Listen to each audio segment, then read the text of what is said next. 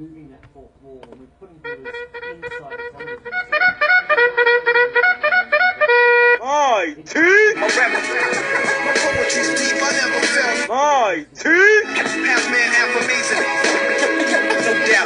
MyT! Wait, is this season 2? I wasn't even ready yet. So what? Do I just insert a hot take here or something? MyT! LeBron James and the Cleveland Cavaliers are going to repeat, but they are going to play the Knicks in the Eastern Conference Championship, and the Jets are going to be in the Super Bowl. You don't get much hot taker than that. MyT! Take that. MyT! Brooklyn's down, baby! Brooklyn's down! MyT! Good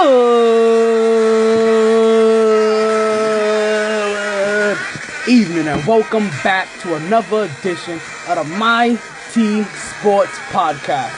I am your host, the one and only Talent T. Taylor, and if you already know, this is the MyT Sports Podcast. It is April 26th here. It is 74 degrees here in South Florida, and we have a whole smorgasbord of sports to talk with you today. We get NBA playoffs, and the NHL playoffs.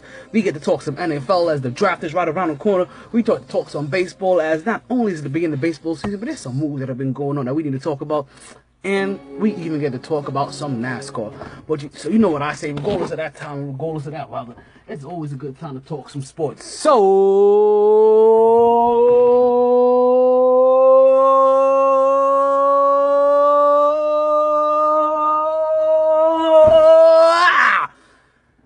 Let's talk some sports. Back at it like a sports fanatic. Woo! Welcome back, you guys. Welcome back. Thank you for listening. If you're listening here, that means you still listening on Mixer. Just know that pretty soon we'll no longer be doing a live show on Mixer. We'll be going back to our regular scheduled program, which is just going to be pushed through SoundCloud and TuneIn Radio. Don't worry, we're going to find a way to come live soon. We got some other things working on within the next 6 months. I know I told you that I'm no longer on the radio as far as it was 1080 the word. But I'm going to work on some other things. And we're going to make sure we always find a way for us to communicate. So let's get right into it. DJ, drop me a beat. Hey. Mira. There we go. This thing is wrong.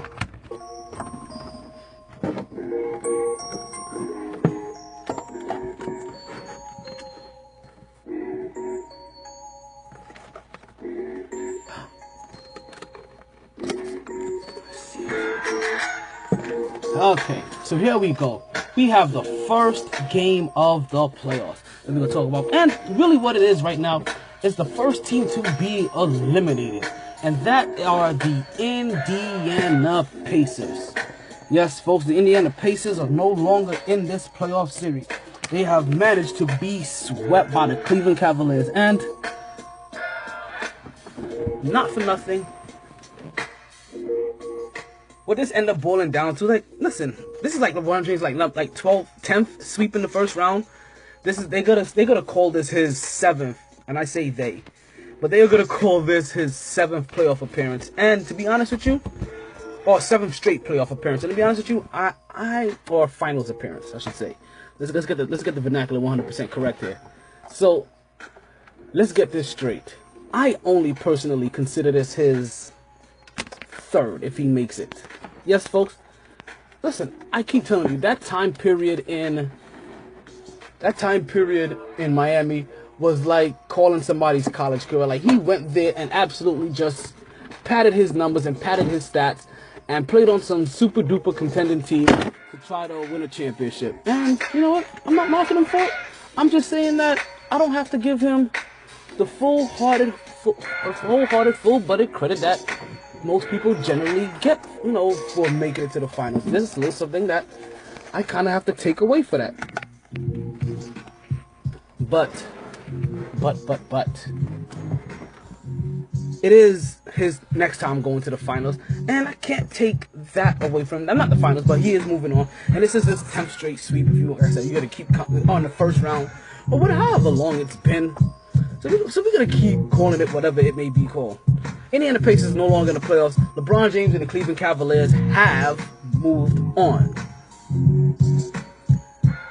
And also somewhere in there, I believe he may have put up a triple-double. And the reason I bring it up just like that is because all of a sudden, and you saw this at the end of the season too. At the end of the season, you saw a couple of guys put up a triple-double as if to say, at least this is the way it hit me, as if to say, you know what, we can put up triple-doubles too.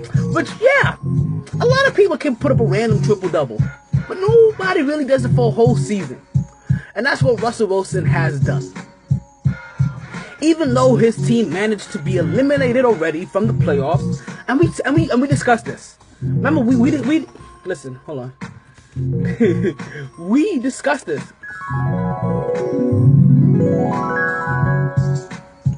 Yes, taking it back. If you remember, I said it's gonna suck that we are gonna get an MVP that is very possible that he gets knocked out in the first round. We didn't see him beating any of those top teams, and it's because we knew he didn't have the help. We knew that he didn't have the help. So one thing that Russell Wilson did do, or one of the things that we are going to do, because for the very last time this season, or until he gets the MVP award, we still get to get on our Russell watch. Yeah, folks. Well, I said we normally should get on our Russell watch, and I was gonna bring it out today, and I'm gonna let you know. I honestly am 100% waiting until he gets his MVP. If not, then we're not gonna hear that drop again until the end of the year, or until the next season, basically, which is gonna be sometime later on this year, in season 3 of the podcast. At that too. Can you believe that, season 3 of the podcast? I know, man. Even I can't believe some of that. So, also on top of this, right? So, in the series, Russell Westbrook did exactly what Russell Westbrook did in the regular season. Russell Westbrook managed to average a triple-double over 5 games. He scored 150 points, had 50 rebounds, 50 assists. Even. That's 30, 10, and 10. Yeah. I believe those are his numbers. So, Russell Westbrook, yeah, is 100%. And like I said, if his team could have gone farther, or if his team would have went further, and because we don't have a playoff MVP, we have a finals MVP. And he would have made it to the finals, and you put these numbers up in the finals, yeah, and his team would have won, then, yeah, he would have got it again. But, here we go. As you know, we do, you know what, let me make sure I do this in proper fashion. Yes, we do have the Washington Wizards and Atlanta game on in the background. So I'll be giving you an update on that well before I give you my take on what's going on with them so far. So Russell Wilson, he gets his 30, 10, and 10. Right? To me, like I said, he's still his MVP. He's still the season MVP to me. And, yeah, I understand. I wholeheartedly understand that, yeah, Harden, not only does Harden have more help, but Harden also hurt his ankle sometime in the playoff series, he said.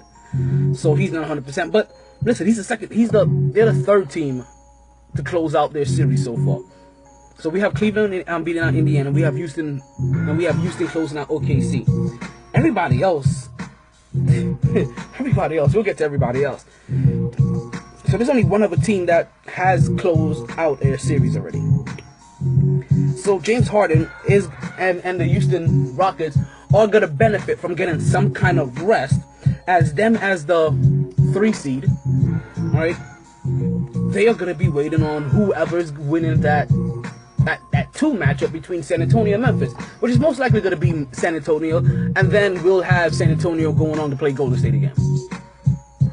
And even between Golden State and San Antonio, we're going on to face the Cavs, unless the Bucks beat them. I know.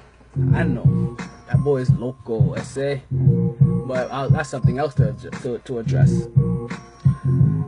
So, on top of all this, Russell Westbrook got into a beef with reporters, and reporters are trying to figure out why is it that when Russell Westbrook is on the court, his team is actually producing, but then they take him out, and all of a sudden they're 29 for 6. Like to be honest with you, his team may have wholeheartedly went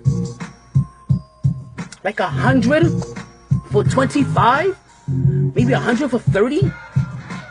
Houston scoring 100, his team scoring for 30. While he was off the bench, Russell Westbrook sat down for 5 minutes in that last game, game 5, and his team was outscored 26-6. You can't help that. We said that, listen, Russell Westbrook was a one-man show, basically, all year, and it showed it. He was the guy getting rebounds. Basically, he was the center getting rebounds. He was the point guard dishing out boards, and he was the shooting guard scoring. Or your stretch wingman slashing and scoring. Whether that shooting guard spot, but Russell Westbrook was the team. Posted up smaller point guards. Taking them to the hole. Finishing over the top. Grabbing boards.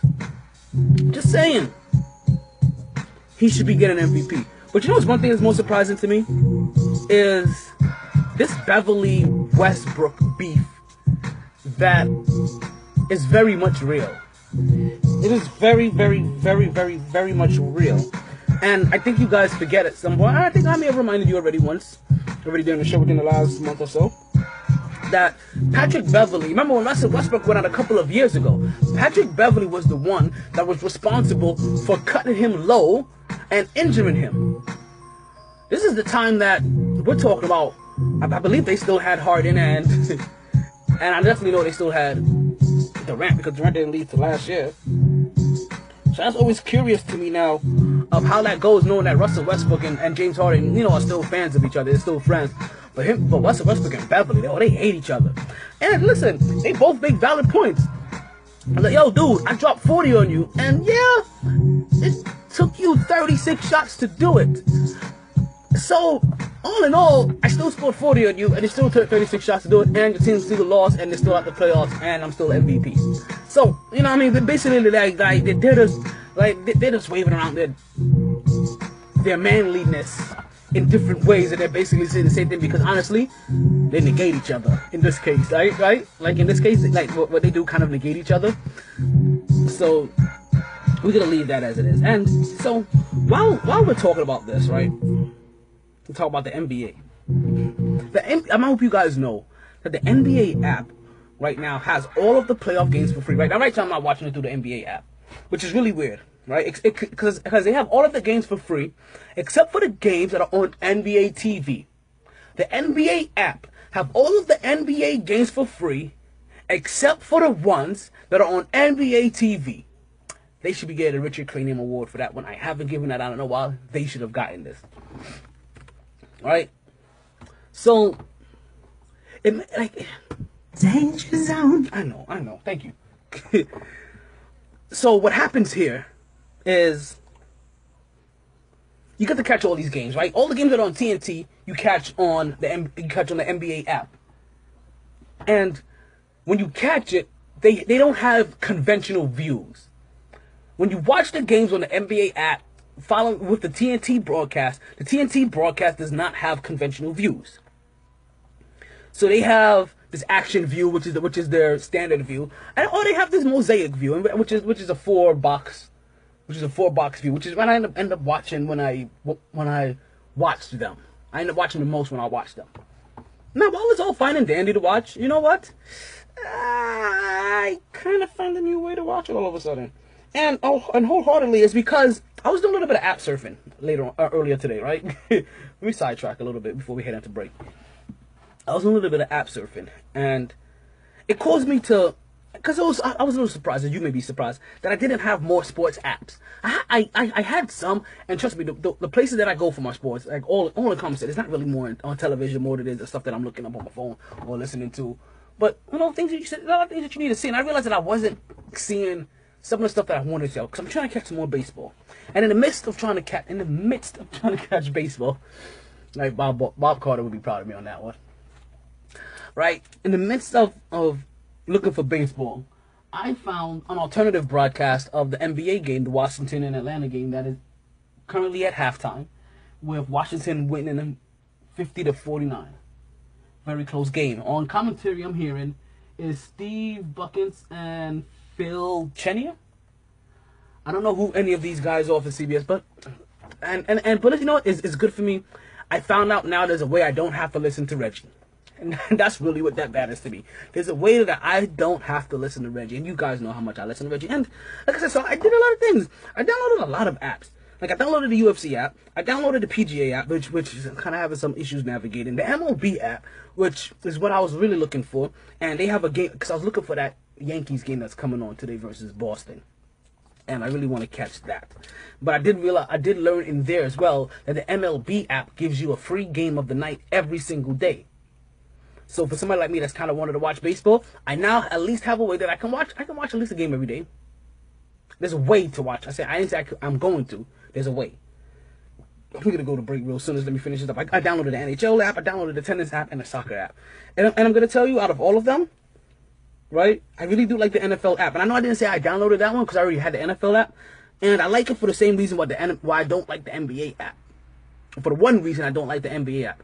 The NFL app live streams their NFL Network channel, basically, through their app for free, which I think is freaking brilliant. The NBA app needs to do that for NBA TV. Like, I'm just saying, it would be so much more of a productive broadcast, and you would really see the viewers pour in, and then make them pay for games. But the fact that they have all the playoff games for free right now is remarkable, and I have been taking full 100% full advantage of it. Like, I have not missed a game.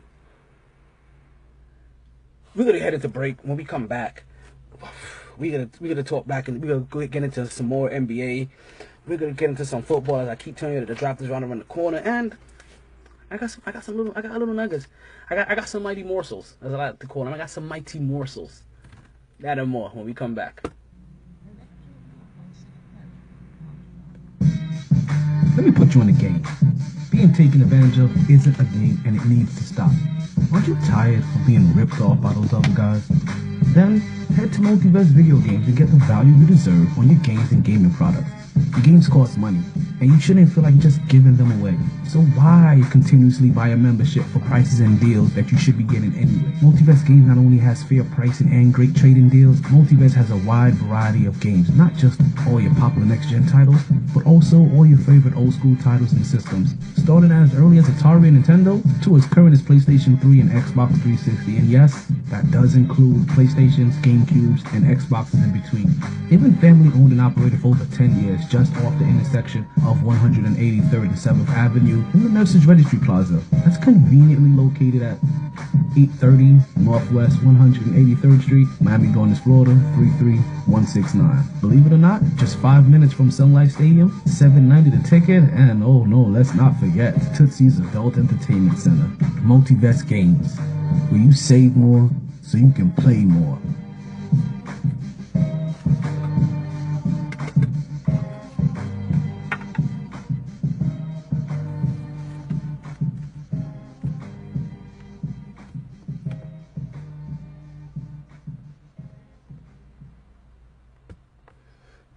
And we are back with the Mighty Sports Podcast. Still your host, Talent T. Taylor. You're still listening on the Mixlr app. Or if you're listening, a couple days later, SoundCloud, TuneIn Radio, however you're listening, I thank you. I'm going to do that at the start of every segment. You know this. Sorry, I had to go run and grab a drink real quick. So, back to the NBA. So, as I told you, that those are the first two series that have had those are one of the two series. Those are two out of the three series to be wrapped up. Indiana versus Cleveland in a sweep, and Oklahoma City and Houston over Oklahoma City 4-1. Now, what you're gonna get more of now at this point in time is a lot of what we're getting in LA and Utah. There's a lot of 2-3 matchups, 2-2 matchups right now, as teams are playing their 5th and 6th games of their series, which is happening to more teams than not. As I told you, out of the 8 games that are there, 5 of them are in some 2-3 matchup. 5. Right? And the LA Clippers and the Utah Jazz are no different. And I think we still, and if I'm not mistaken, I believe we said this last week, but if not, then I really do believe that we may have picked the Jazz. I think we picked the Jazz to win this, because it was just very odd. But and that was after seeing one game, and I was really seeing Rudy Gobert and what the Utah Jazz was doing, because Utah Jazz does have some length. Brandon Hayward at small forward is no short person, and he can score and he can put that ball on the floor and he can post up. Rudy Gobert is as good as any athletic big man that is just responsible for blocking and dunking right now. Like the person that he's playing against in crap, what's his name?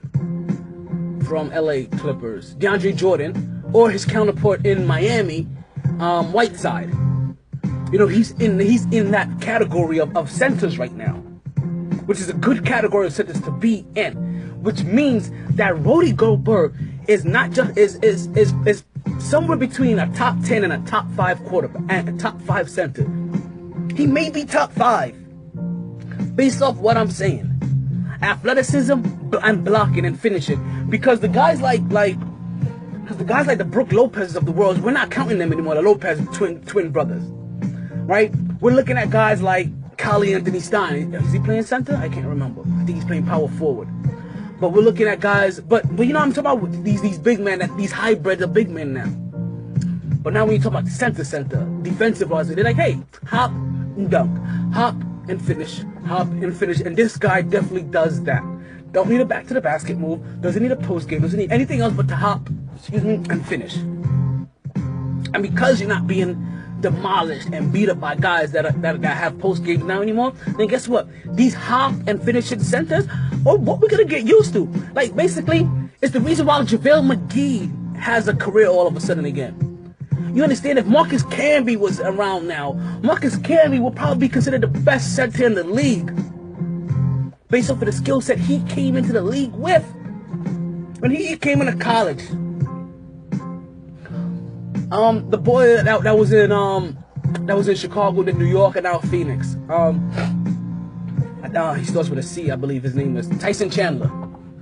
Even he would be considered a better center. And during his prime a couple years ago with New York, he was considered one of the better ones. Even though he wasn't doing anything, but he was getting his 18 and 10 in a couple of blocks, or 18 and 8 in a couple of blocks. So let's not forget about that as we move on. As Utah, as we keep talking about Utah, man, this is all about Utah and LA Clippers and their big men, because Rudy Gobert goes out after the first game. After the Utah Jazz go up one game over the Clippers, convincingly one game over the Clippers. That's the reason why I was like, oh no, this is not even a matchup. Rudy Gobert hyperextends his knee and he goes out. He goes out for 2 games, and in those 2 games, it allows that matchup to be 2-1 in, yes, the LA Clippers' favor. But unfortunately, in between there, Blake Griffin, their superstar or star power forward, goes out with a toe injury. Not knocking his toe injury, because as we're talking about little itty bitty limbs like that, we're going to refer to somebody else that has an injury that his injury is a lot more significant to his team than Blake's toe is to the Clippers. And then Rudy Gobert returns. And since Rudy Gobert has returned, basically Utah Jazz have fired off 2 straight wins, and now this series is 3-2 in Utah's favor. And I'm not going to lie to you, when I saw Rudy Gobert go out, yes, that my headline was Utah's season is over, because without him, it is just a different dynamic, because basically you're giving up more shots, you're giving up more possessions, you're giving up more just flat-out opportunities. But the number one thing that's happening in Utah is my boy Joe Johnson is en fuego. And he is finally hitting down shots in the playoffs that he should be hitting. And he is coming up with clutch shots. Basically, if Joe Johnson was in Washington, I think Washington would have swept Atlanta. Because he would have done for them what Paul Pierce kind of did for them a couple years ago. That helped energize not only their confidence, but also help maintain their mental stability. Now, so, as I said, we talked about injuries and we're talking about limbs. And as I said, Washington right now is playing on TNT. Later on TNT, we also have Chicago versus Boston. Chicago versus Boston is tied up at 8:30 tonight. Chicago versus Boston is tied up at 2-2. Right? And this is where these little limbs that we were talking about comes into play again. Chicago had control of this. The 8th seed had control of this. We was just talking about this last week. How Chicago and Dwayne Wade and Rajon Rondo was sunning these cats. And in the midst of sunning these cats, another thing that Bob Carter would be happy about. How did I use that word twice? I think I did. They look like they were getting ready to beat the number 1 seed Boston, who, yes, we also have to admit, Isaiah Thomas was going through the loss of his sister. And then Rondo goes out. Rondo goes out with a broken thumb. And since then, Isaiah Thomas has gone off. And it's been remarkable because, remember, Chicago won the first 2 games in Boston convincingly. Because we forget that Rondo at his best is an elite point guard, especially when Rondo gets into this playoff mode. You forget Rondo is can be an elite level defender. You forget Rajon Rondo can be an elite level passer. You forget Rajon Rondo can be an elite level rebounder. You forget that Rajon Rondo has been doing what Russell Westbrook has been doing, but it's on a lower scale when he has played to his elite level. So Rajon Rondo averaging about a poor man's triple-double. I don't care, it's still a triple-double. Or like I say, a poor man's, because I don't think he's quite getting in a couple categories. Maybe like 9 point something somewhere. And like 12 points. Maybe 14. But his size, remember Rajon Rondo. He's a legitimate like 6'3", 6'4". Versus Isaiah Thomas, who is barely 6 foot. So, Rajon Rondo is the deciding factor in the Chicago game. Because as much as we love the boy,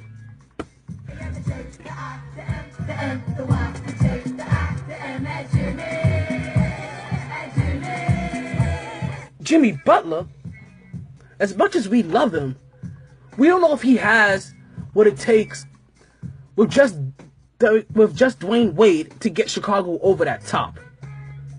But I kind of hope they do, because I really want to see if Rondo comes back, how the dynamic of this whole. But you know what? Nope, because then they will definitely beat Washington or lose to Washington, I should say. That will definitely happen. So, I want you to remember this, right? I want you to remember this as we get ready to go up on this commercial break. Boston, right, has Isaiah Thomas currently under contract for only $6 million. Because he was the 3rd string point guard in Phoenix. And then he came over to Boston to prove himself. The Boston Celtics, even though they had the best record in the East, because of the deal that they did with Brooklyn, they also have the potential to get the 1st overall pick in this year's draft. Yes. The Boston Celtics have the potential to get the number 1 pick in this year's draft, which means they're going to get most likely a top 3 pick.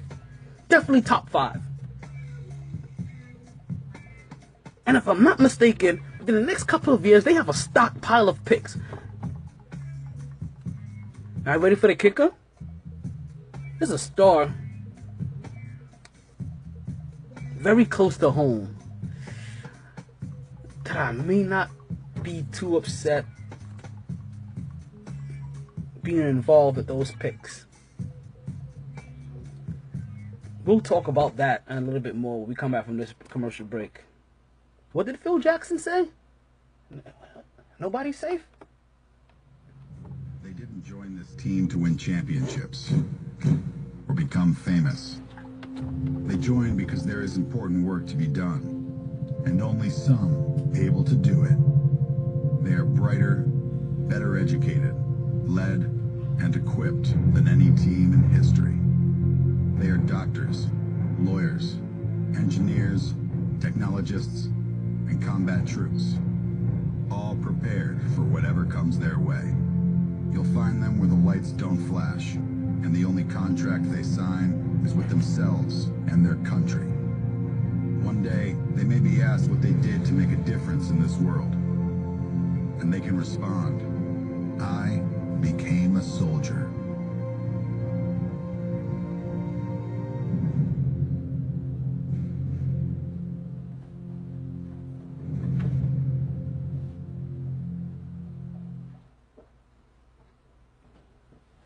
And we are back with the MyT Sports Podcast. If you're still listening on the Mixlr app, thank you. That means you're listening on the Mixlr app. So I thank you. If you're listening next day leisurely time, that means you're listening on TuneIn Radio or SoundCloud, which I still thank you for taking the time out of your day to listen to me. Because right now, this is the only way that we can communicate, because I am no longer on 1080 The Word. That shows good. No. Not really. But it happens. And things happen. And you get over it and you move on. And then, you just gotta find out, what's out there for you next. And that's kind of what's happening with Portland. Portland is going to, you know what, I'm not gonna lie. Melo may do good in Portland as well. I didn't even think about that, but Melo won't go to Portland. He will hate that market. So, yeah, that was a little tease. That was a little tease of what we was talking about.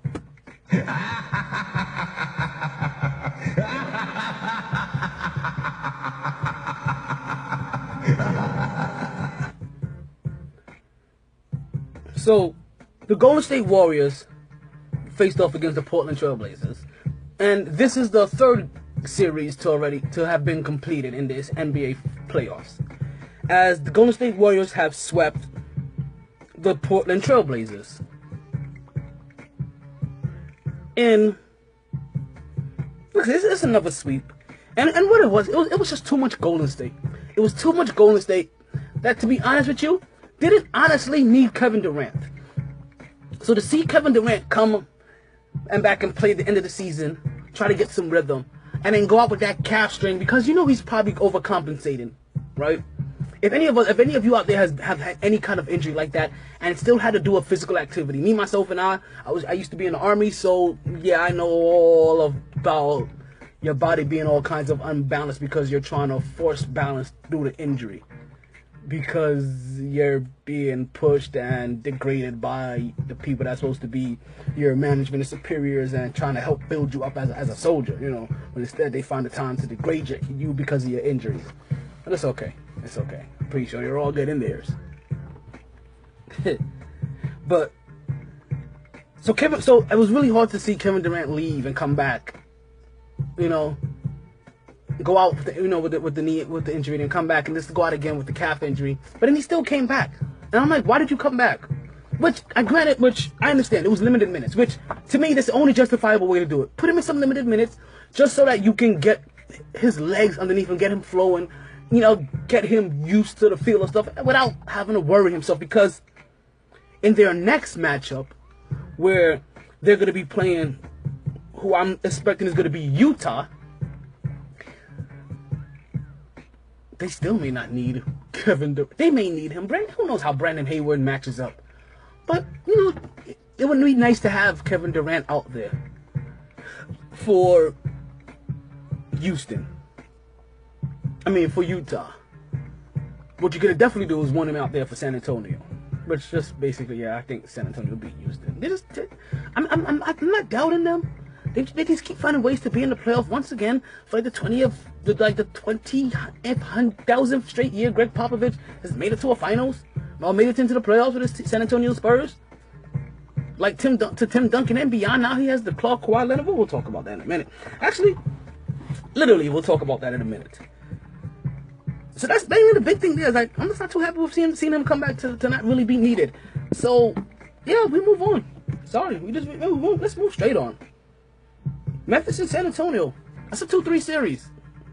With San Antonio coming up on top. And this is where we're going to bring in this element of the game. Right? There's an element of the game that we haven't discussed, and we didn't discuss it yet because when we talked last week, it happens every year, and we're not gonna go too far into this yet because I want to talk about San Antonio, Memphis first, right? Because also it's gonna explain why San Antonio, Memphis is 2-3. So San Antonio, Memphis is 2-3, and you know what? I'm gonna quickly go over San Antonio, Memphis 2-3 because it's as thrilling and as boring as it sounds. Really, like, it is equally as thrilling and as boring as it sounds. You're probably gonna get some of the best fundamental basketball you have ever seen played in your life. It is also gonna be some of the most boring basketball you have ever seen played in your life. I'm just saying, it's very hard. Very, very, very, very, very, very hard to make Greg Popovich and them look great against Memphis. Memphis, it is. Like, San Antonio versus Golden State, San Antonio versus Houston is a much better series because they adjust well, and there's going to be a certain amount of points and a certain style that's going to have to be played. It's going to be up-tempo, and they're going to have to put up some points, even though they're going to be playing defense. With Memphis, it's just a grind-out game, which is why, listen, even in the past, remember this, in the past, we don't like Memphis going up against San Antonio because they have this grind-out style of play. Now, luckily for San Antonio, is that they've already restocked up on a lot of that young talent that they need to take them up to the next step. While Memphis is still relying on the same talent that they had struggle beating San Antonio with before. But like I said, the matchups are one thing. The other thing, and this is the thing I wanted to talk about. This is the element that we cannot forget. As Washington is up 71-69 over Atlanta, with just about a little over 4 minutes to go in the third quarter. But this is the one that we can't forget. We cannot continue to underestimate home court advantage in the NBA. Listen, it is the reason, and it is the only reason why San Antonio and Memphis, and I'm not gonna, is that 2-2. It is the only reason why some of these games are still being played today. It is because of home pride court advantage.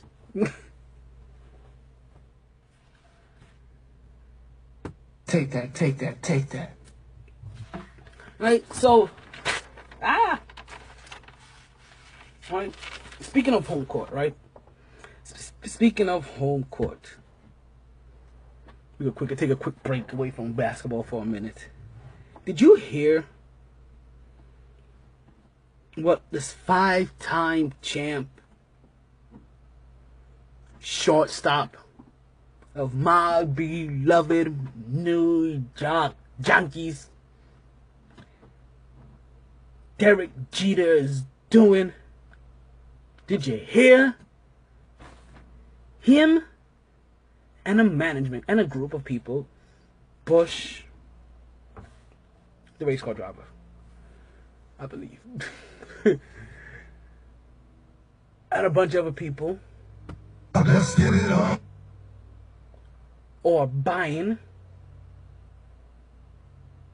the Florida Marlins. I'm sorry, the Miami Marlins. Sorry, that part, I got a back spasm a while ago. Yeah, I shot a pain straight through the bacula. Which is interesting to me, right? As Derek Jeter, you know, El Capitan that he is, continues to do all the right things. Now, I don't know. I say that, right? That he's making the right move because he is making the right business move. But for me, it is a little hard to swallow. It's kind of a hard pill to swallow. I know what you're saying. Like, how, T? You're a Yankees fan. Yes, I'm a Yankees fan, but I'm also a New York fan. Also, on top of that, I am, in general, a Miami hater. I'm a hater. Yes, I'm a hater. You have to remember, the Florida Marlins beat the Yankees in the World Series. Like, I don't forget that. I had just moved to Florida. That was 1997. Biggie just died. I was still dealing over that tragic loss. I was distraught, B. So, I'm not a fan of the Florida Marlins. I'm Miami Marlins. I'm not a fan of Miami Heat. I'm not a fan of the Miami Dolphins. Right? It doesn't matter that the Yankees don't play the Dolphins or don't play the Marlins, or they're not, or one is the AL and one is the NL. Like, that doesn't matter to me. That has no significance to me whatsoever. So the fact that he's buying into this Marlins team, I'm like, damn, Jeter. Like, granted, as far as general Yankees go, the generalness of baseball goes, yeah, that doesn't matter. He's crossing.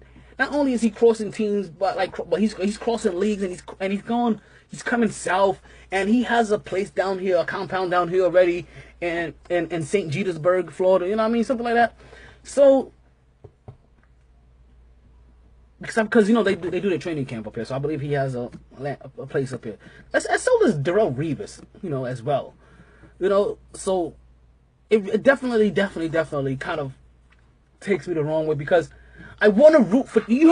Heard what I just said about Derek Jeter. You heard that. So anything that he does, I would actually like to support, which means I would have to support the Florida Marlins. Which, listen, out of all of the Florida or Miami teams, professional Miami teams, I would say they are one of the teams that I do hate the least, even though they have beaten my Yankees in 4 World Series. Now, I absolutely don't hate the Florida Panthers. I have no reason to, that I know of. I know they was playing. Actually, they eliminated my New York Rangers last year. Who? Is it too early to bring them up? Maybe too early to bring them up. Maybe not. Well, no, it's not. Because we can talk some playoffs later. The New York Rangers are still in the playoffs, folks. 2 years back-to-back playoff appearances. Look at that. Look at that. So, I'm a little taken back by it. Me personally, even I know the rest of them all. But it makes me wonder now, like, hey, does this make it okay for me to now, or it makes it kind of okay for me to allow my kids to like the Florida Marlins? Because it's going to be owned by the great Yankee Derek Jeter, and I can always tie it into that. You know, and it also gets away from me to come down and now want to see a couple of more Marlins games. I've been to, what, 2? I went to 2 last year. I seen the new arena. It's pretty nice. I told you it looks like a big old mall that happens to have a game going on downstairs.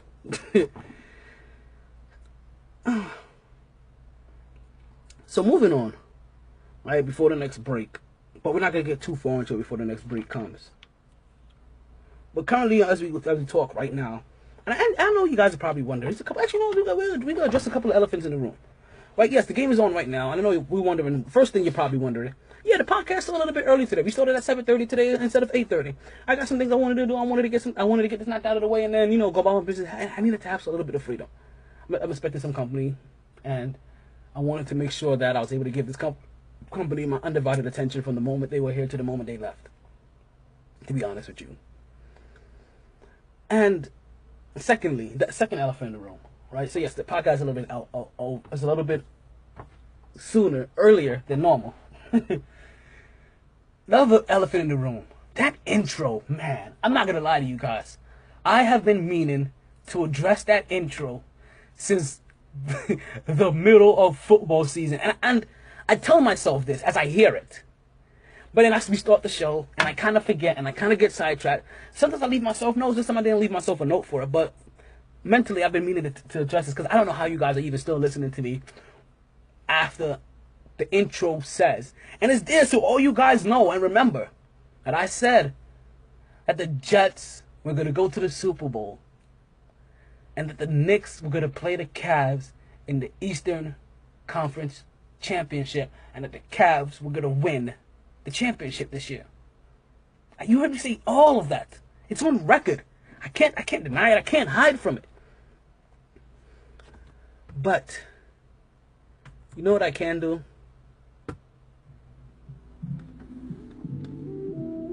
I can help you stop trying to figure out what to do on a Friday. Right? Stop your worrying. Stop your thinking. And just head down to Capone's nightclub in downtown Fort Lauderdale. This is where you'll find my boy DJ Scepter mixing in the lounge room. Listen, you see him in the lounge room so you can start dancing and start drinking. Oh, listen, if you're an introvert, you know, you're a little bit like me sometimes. You just want to loosen up a little bit. And I call myself an introvert. I'm just saying I like that sauce so I can dance. I can start dancing. And when you do it, make sure you do a DJ set. This is every Friday from 10 p.m. to 4 a.m. Ladies, you bring your sexy. Fellas, you bring your swag. It's going down at Capone. Make sure you keep it J. Listen, wait, there's a lot more. DJ Scepter is playing tonight. Yes, folks, tonight at O'Malley's nightclub or bar, whatever you want to call it. This is from 10 p.m. to 2 a.m.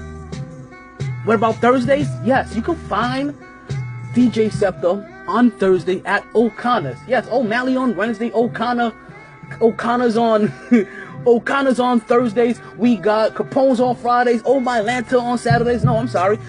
If you want to get him on a Saturday when he's normally doing a birthday, a wedding, bar mitzvah, quinceañera, bachelorette party, then all you got to do is, it's real simple. Go to bookings, that's BOOKINGS at DJScepter.com. DJ Scepter puts a royal touch on everything.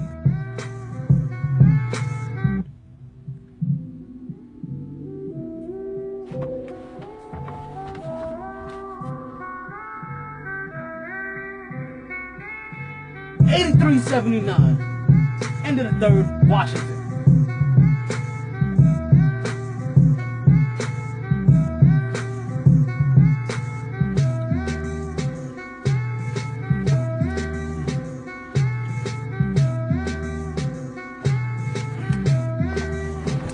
Yup. We are fully 100% back, and if you're listening, thank you. You're listening once again on Mixlr app if you're listening live, or if you're doing this at your own time, that means you're listening on TuneIn Radio or SoundCloud. Whichever way you're doing it, I thank you. So let's actually get into this Washington Atlanta series.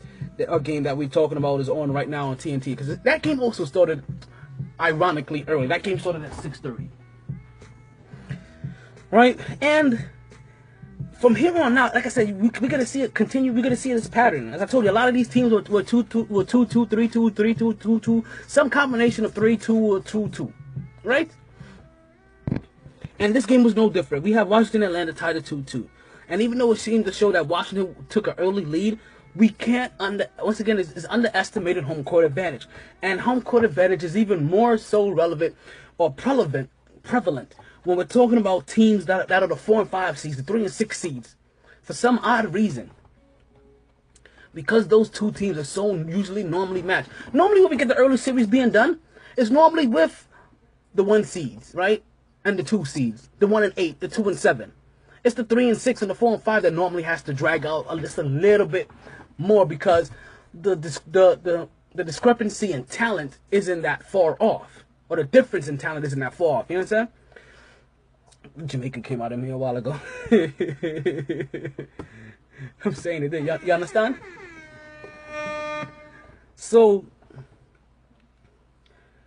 it's kind of what we expected, right? We get to see Mr. John to the wall, right?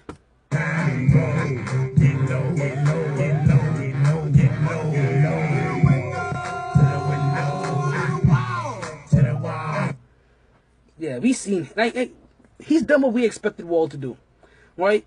And hopefully they're gonna do what we expect Washington to do, and that's Wall to handle this and take care of this. But like I said, this is the 4 and 5 matchup. Wall and Beal has done their jobs. There's not much more they can do. There's not much more help they can have. We still got a lot to talk about. We got to finish up NBA. We still got some NFL and HL. We're going to speed this up a little bit. Or, because like I said, there's still an NFL draft tonight. If we talk NBA players and NFL draft, like that's serious on 2 things we're going to talk about. I'm lying. We're going to have an extended show today. I see this now. Probably not. I may do a second show this week. But Atlanta doesn't have a little bit more help.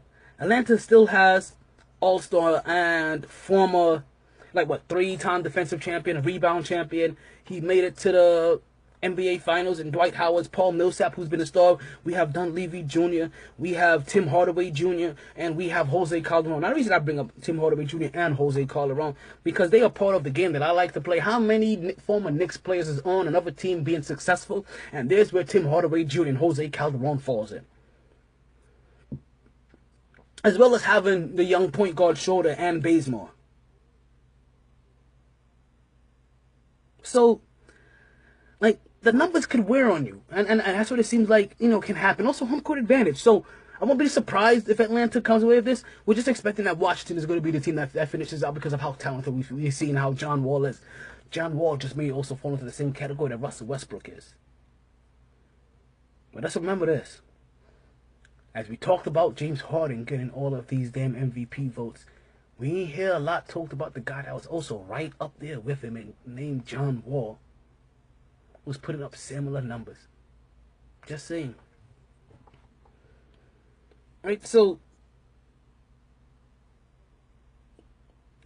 remember, we're talking about Washington that has Gortat, who basically gets abused by Dwight Howard, and he was Dwight Howard's backup at one point in time. The Morris twins, or one of the Morris twins, and Brandon Jennings, who also falls into the game that I like to play. How many former Knicks is on this team having success somewhere else? So in this playoff matchup, there are 3 Knicks on another team being successful somewhere else. Following them, we have more of the same. There's almost going to be a lot of the same talk. Kind of. Milwaukee versus Toronto, they're tied 2-2. And even though that playoff Kyle Lowry is bad, there is something to be said for experience. There is something to be said at this point in time of them just flat out having a little bit more experience than them. And home court advantage. So what we're going to hope is that Milwaukee manages. I remember Milwaukee's the 6th seed. Milwaukee is the 6th seed here. So as I'm talking about this, I'm talking from the aspect that I want Milwaukee to win. Because, believe it or not, I don't know if I said this already. We may have to cut the music for this. Put the mic a little bit closer. Let me get close to this mic so you can make sure you hear me on this one, because I don't even want to yell. Believe it or not, I don't know if they know this yet, but I think Milwaukee is a top 5 team in the NBA. Especially in this NBA playoffs. And I may have said this last week. I'm going to say it again. If I have. The Milwaukee Bucks are top 5 team in this NBA playoffs. There are only 4 teams that I think can honestly beat them in a 7-game series. If they honestly put everything they had together. With no mental lapses, which comes with age, youth, and experience. But not Boston. I apologize. Cleveland. Look at the wrong list. But Cleveland, I have beaten them. There's a little bit too much depth, too much experience. Golden State, too much depth at this point, too much experience as well. San Antonio Spurs, too much experience. LA Clippers, too much experience. And after that, honestly, nobody else. Houston is too young. Oklahoma City, same thing would have happened to them. I don't see any other team that honestly should be able to beat Milwaukee in a 7-game series.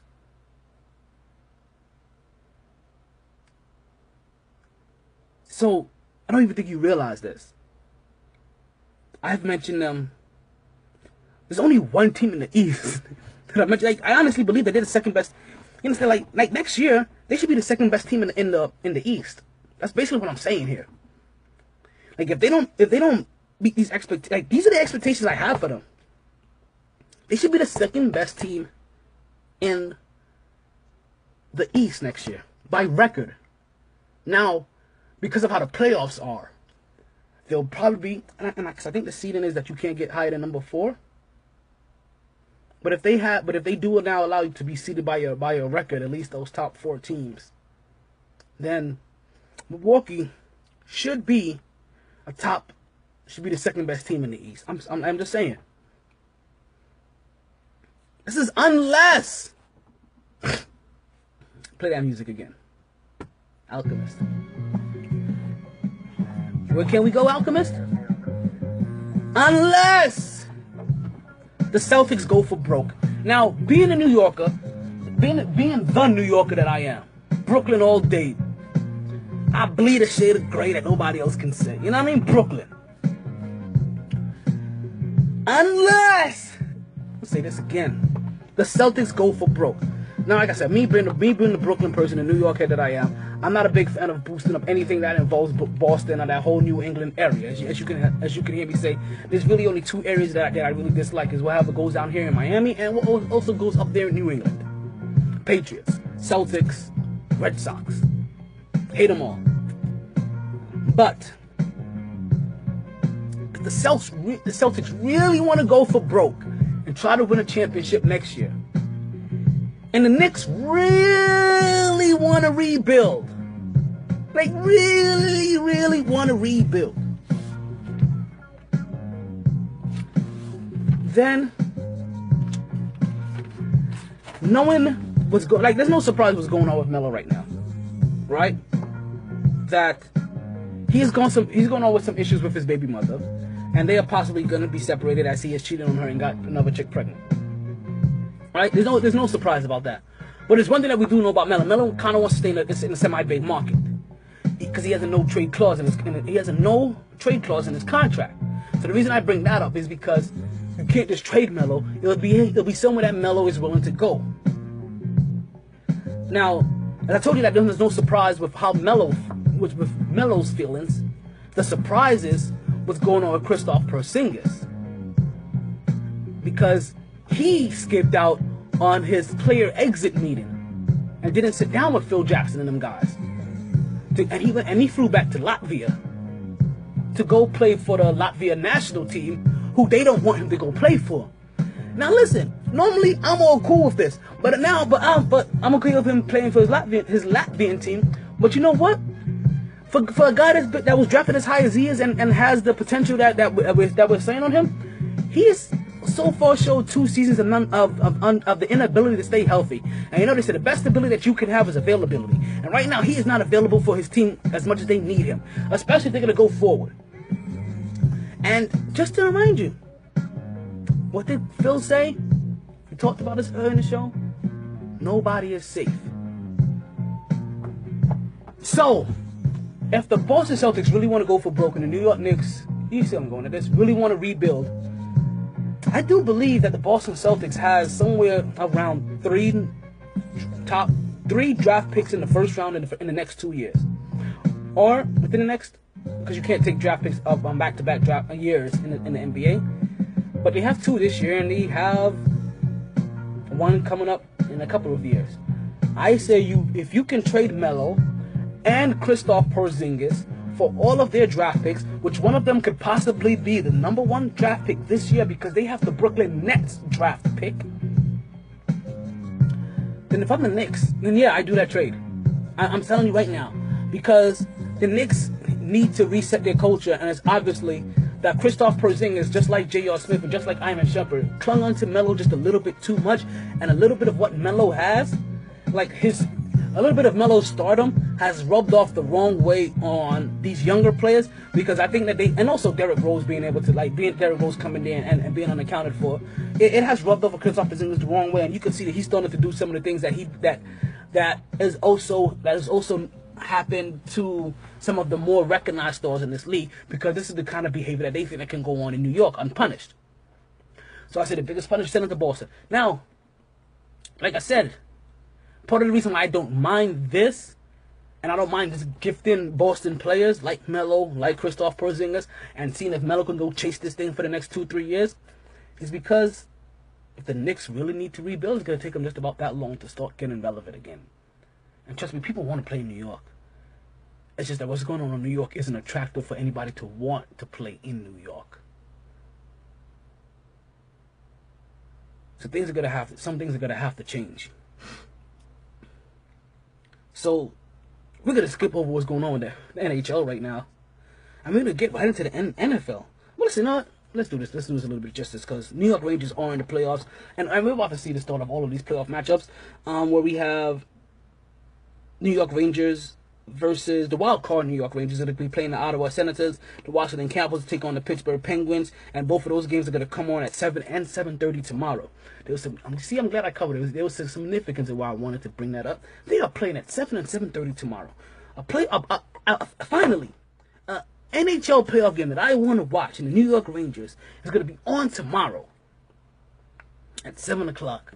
Why is this a big deal? We'll talk about this in a few more minutes. In a couple more seconds. Just in a moment. We also have the St. Louis Blues taking on the Nashville Nashville Predators, and we have the Edmonton Ducks taking on the Anaheim Oilers. Hope that's right. And like I said, there's a NHL, and that's an NHL game I want to catch, and I can't catch that NHL game anymore because probably won't catch it anymore because you know what? And that's the first game in that series too. The NFL draft is tomorrow. And what tomorrow is basically for every NFL team is Hope Day. So, I might have to integrate a two television system tomorrow. Which I'm not even sure that's going to happen because I'm not even sure where I'm going to watch the game, where I'm going to watch the draft. I don't know if I'm going to watch it here or if I'm going to go to one of my homeboys' house. But, I'll be going somewhere.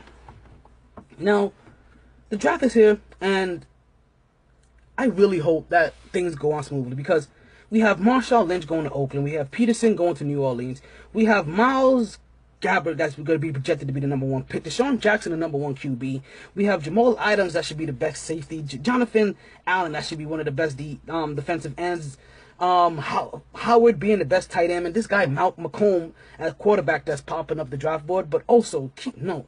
We also have some negatives that's popping up. As Ohio State cornerback is suffering rape allegations. And then we have Jarrell Peppers, which we're going to talk about this diluted sample on next week's show because I really have a take about that. And we also have Kelly Bryant, who punched a woman who lost her tooth. And all of this is going to affect the wonderful draft that we see next week. And thank you guys for listening. I appreciate it. Thank you. Stay tuned. Stay blessed. And please don't stress. That is the end of the show. Sorry, boys. All the stitches in the world can't sew me together again. Lay down. Lay down. Always knew I'd make a stop there. But a lot later than a whole gang of people thought. Last call for drinks. Bars closing down. Sun's out. Where we going for breakfast? Don't want to go far. Rough night.